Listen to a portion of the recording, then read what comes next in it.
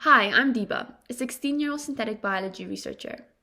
To start off, I want to ask the students in the crowd, what do you want to be when you're older? It's a tough question because I'm basically asking you, who are you? Or can you define yourself for me? Well, I've been asked this question throughout my life, and I think a lot of young people have been asked this question too. Every single year for me, I have a different answer. 2 years ago, I wanted to be a neuroscientist. Last year, I wanted to be a digital marketer. This year, I want to be a synthetic biology researcher. My answer has changed depending on how I view education and how I view myself. 2 years ago, all I cared about was grades. A year ago was the same. But this year, I've discovered that passion is what really fuels desire for work. And passion is what, at the end of the day, will define me. The first time I got introduced to synthetic biology was 2 years ago when I attended a neuroscience camp at the University of Toronto schools. They took us to one of the neuroscience labs in the University of Toronto, and I met a group of researchers who were using worms and genetically engineering them to appear green under fluorescent light. This was the first time that I had heard about genetic engineering. I hadn't heard about it before at all. From school, we didn't talk about it. And so I asked them, what tool are you guys using to do this? And they said, CRISPR. I thought they meant something crispy because I didn't know CRISPR was spelled CRISPR. I thought it was CRISPER. So I was very confused. But I searched up CRISPR on the internet and I saw there were a bunch of hard science words. So I just closed the tab and never looked at it ever again. That year, I thought that I wanted to be a neuroscientist until I started getting really bad grades in biology. And this year, actually, I didn't get good grades in biology either. What you see on the screen right now is a screenshot of my marks from one of my biology labs this year. On the left, you can see the Ontario scale, and then beside that, the MYP scale. Ontario is out of 4, MYP is out of 7. And for this assignment, I got a 5 out of 7. It's quite average, not the best. And I've been getting these type of grades for the past 2 years in biology. I've been trying my hardest to get better grades, but it's just not working for me. And I had seen these grades 2 years ago, and I thought to myself, well, I can't be a neuroscientist anymore if I'm getting these bad grades. So I started diving deep into business. I joined DECA, and I had a lot of accomplishments in DECA. I ranked very high in both regional and provincial competitions, and I got accepted to ICDC, the international competitions of DECA, which got cancelled due to COVID. But still, I had those rankings, and because of those rankings, I thought that I'm really good at business. So I ended up getting an internship in digital marketing last summer. But I just did not have the passion for that work. I didn't want to do it, and I ended up quitting the internship early because I was not getting the work done. I didn't have the motivation to do any work for it. And I came to the conclusion that digital marketing and business, I may be getting good rankings at DECA, but I don't have the passion for it. And biology was actually the opposite. I wasn't getting good grades or rankings there, but I really did have a passion. In the past year, I've been forced to delve deep into gene editing. The reason why I say forced is because I joined the Knowledge Society, which is an accelerator program for ambitious high school students. But there was something within me, that passion that I talk about, that really forced myself to go into a program that would further force me to go deep into science. And in the past year, I've been trying to follow my passion because I wanted to take a risk. In the past 2 years, I had been following grades and rankings instead of passion. But this time, I wanted to try something different. I wanted to take a unique route. Because grades were making me conform to a certain system that the school system had laid out for me. But I wanted something unique. I wanted to be different. You see, how I like to think of the school system is like those stamps we use for Play-Doh, and then we high school students are the Play-Doh, and then the school system just gives shape to us.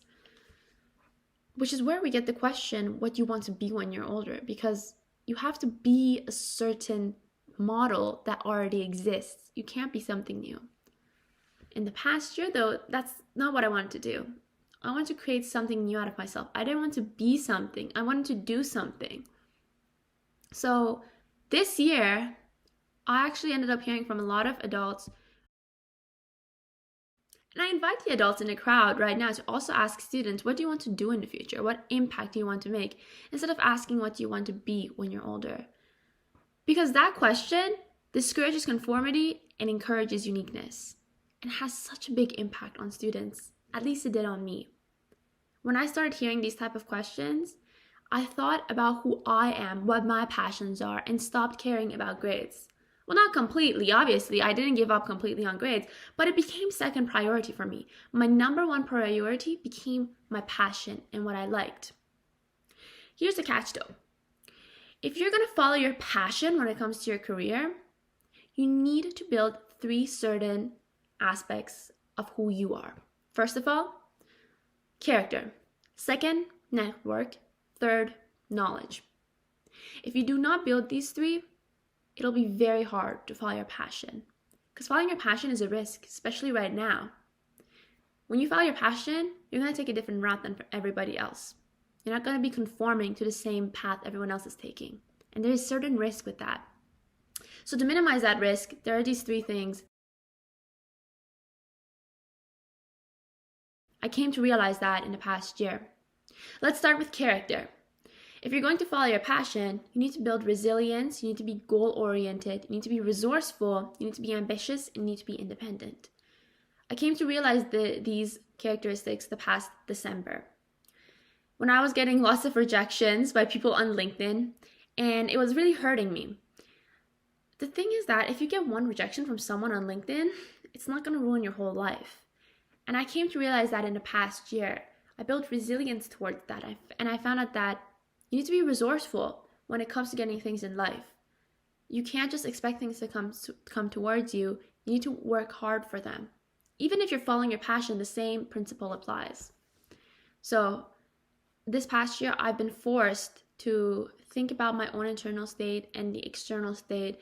Think about what weaknesses I have, what strengths I have, and what resources are at my disposal right now. And in that way, I built my character. In December, as I said, I used to have a breakdown if someone rejected me on LinkedIn. But today, if someone just doesn't respond to my LinkedIn message or says, sorry, I'm busy, I can't talk to you, or I can't have a meeting, I'm just like, okay, bring on the next person. And that's what character is. Fortifying yourself against external pressures and also internal ones as well.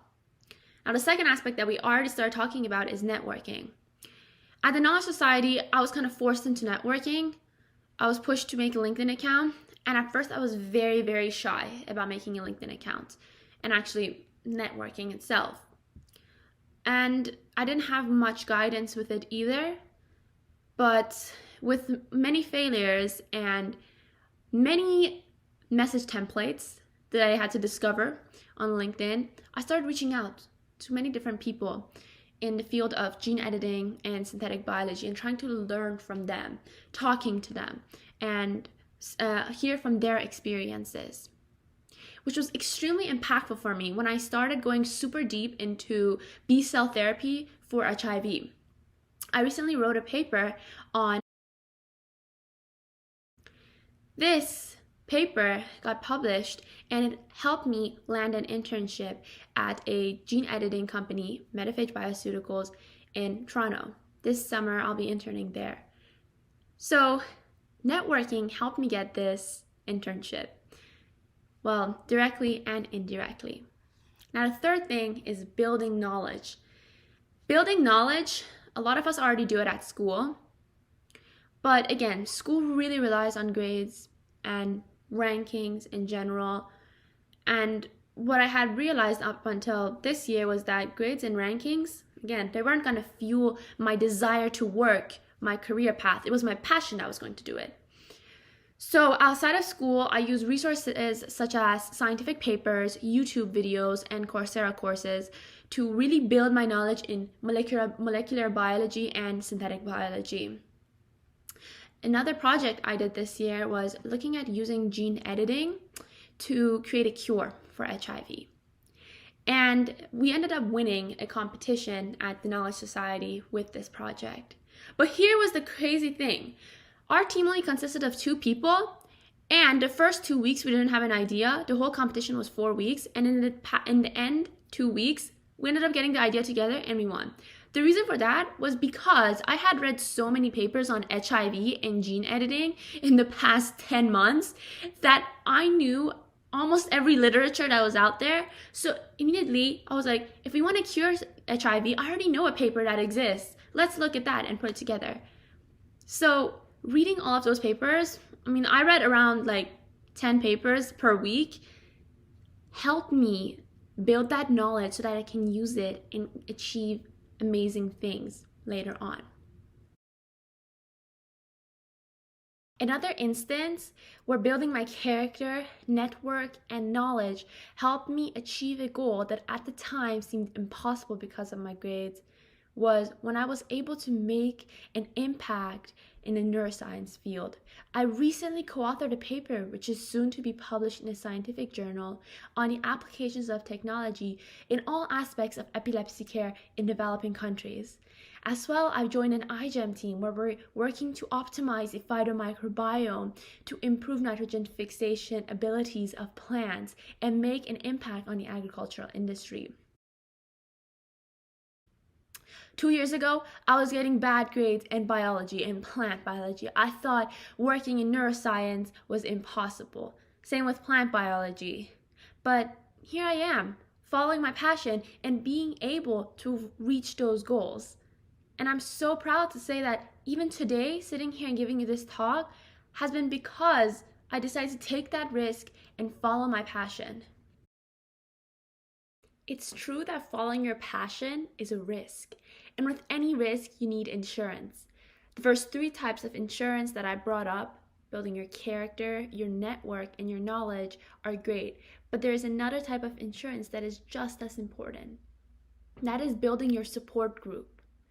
For me, I was very lucky that both my parents were okay with me following my passion and dropping that marketing internship and making DECA a lesser priority to my other priorities, which were writing scientific articles and getting internships and research opportunities. So on the parent side, I'm very glad that they were both okay with that and they supported me, also giving me feedback throughout the process. As well, I'm very thankful for the mentors and the founders at the Knowledge Society who gave me a lot of feedback on my projects this year, as well on this talk itself, giving me lots of feedback on what I was doing wrong, and so I could reiterate on the process and fix those mistakes. So that tight group of supporters that I've had, also those supporters, some of them were outside of Knowledge Society, some mentors that I found through LinkedIn. All of these people were there when I fell down and helped me bring up.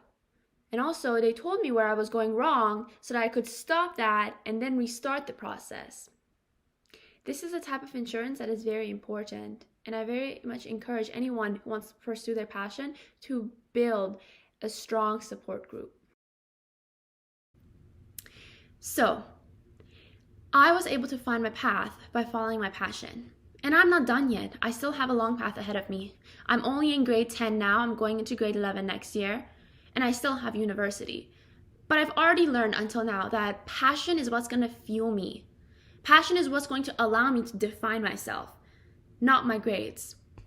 Because at the end of the day, I don't want to be a part of the 53% of college graduates in the United States who are unemployed or doing jobs that don't require a bachelor's degree.